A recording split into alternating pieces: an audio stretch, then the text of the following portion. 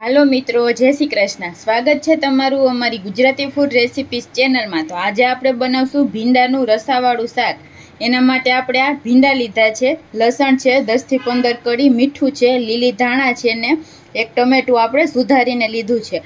આમાંથી આપણે આ રૂટીન બધા મસાલા જોશે, તેલ ને પાણી જોશે। તો આપણે પહેલા ભીંડાને સુધારી લઈએ। આપણે આ રીતે ભીંડાને બે ભાગમાં આમ કરીને આપણે આને સુધારી લેશું, આના મીડિયમ ટુકડા કરી લેશું।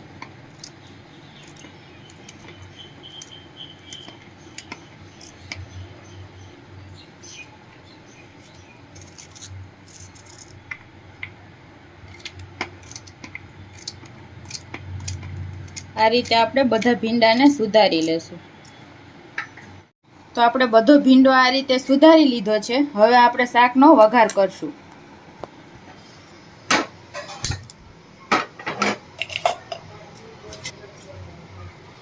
તો આપણે એક પેનમાં 2 મોટા ચમચા જેટલું તેલ ગરમ કરવા રાખશું। ભીંડાના શાકમાં થોડું તેલ વધારે હોય છે આપણે।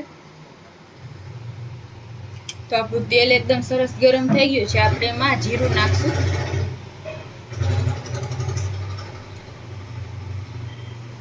હિંગ નાખશું આપણે અડધી ચમચી,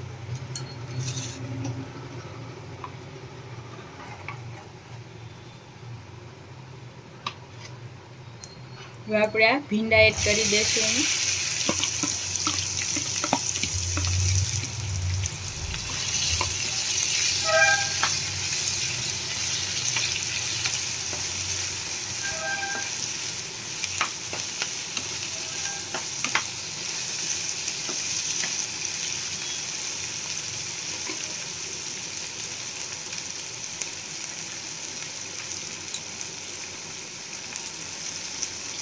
હવે આપણે આ મીઠું એડ કરશું સ્વાદ પ્રમાણે, હળદર નાખશું,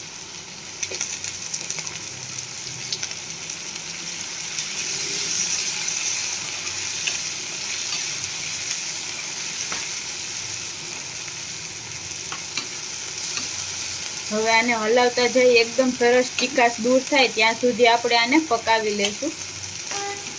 આપણો ભીંડો પાકે ત્યાં સુધીમાં આપણે આ લાલ મરચું વાટી લેશું।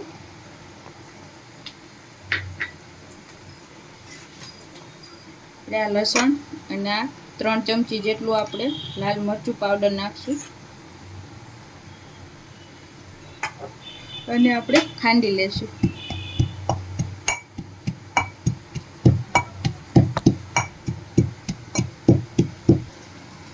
તો આપણું આ ચટણી એકદમ સરસ ખંડાઈ ગઈ છે। આપણે આને કાઢી લેશું।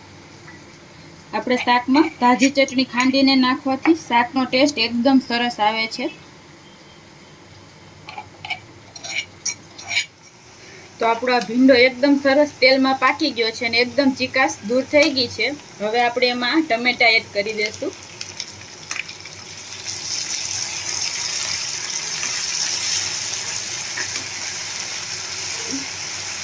ટમેટાને આપણે થોડી વાર પાકવા દેશું।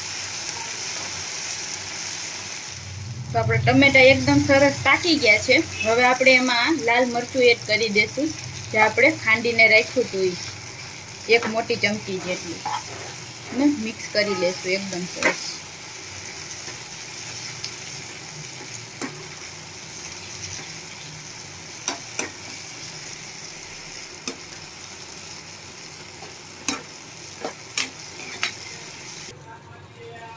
એક ચમચી આપણે ધાણા જીરું પાવડર એડ કરશું।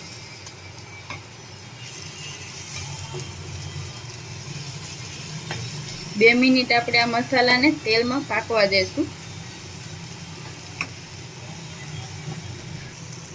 તો 2 મિનિટ પછી આપણા મસાલા એકદમ સરસ પાકી ગયા છે। હવે આપણે એમાં પાણી એડ કરશું।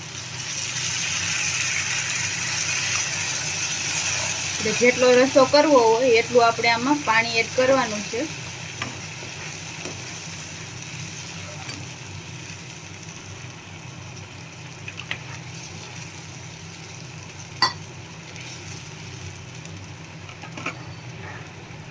હવે આપણે આને ઢાંકીને 2 થી 3 મિનિટ કૂક થવા દેશું। તો આપણે 3 મિનિટ થઈ ગઈ છે। આપણું શાક એકદમ સરસ થઈ ગયું છે. હવે આપણે ગેસ બંધ કરી દેશું. ત્યાં લીલા ધાણા નાખશું.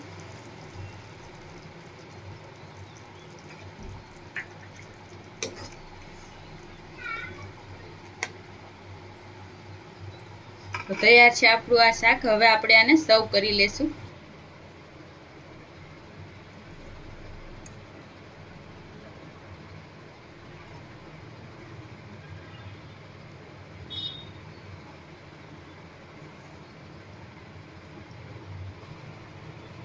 તો તૈયાર છે આપણું આ ભીંડાનું રસાવાળું શાક. તો તમને અમારી આ રેસીપી કેવી લાગી કોમેન્ટ કરીને જરૂર જણાવજો. અને આવા જ વિડીયો જોવા માટે અમારી ચેનલ છે ગુજરાતી ફૂડ રેસીપીસ, એને સબસ્ક્રાઈબ કરજો. Thank you.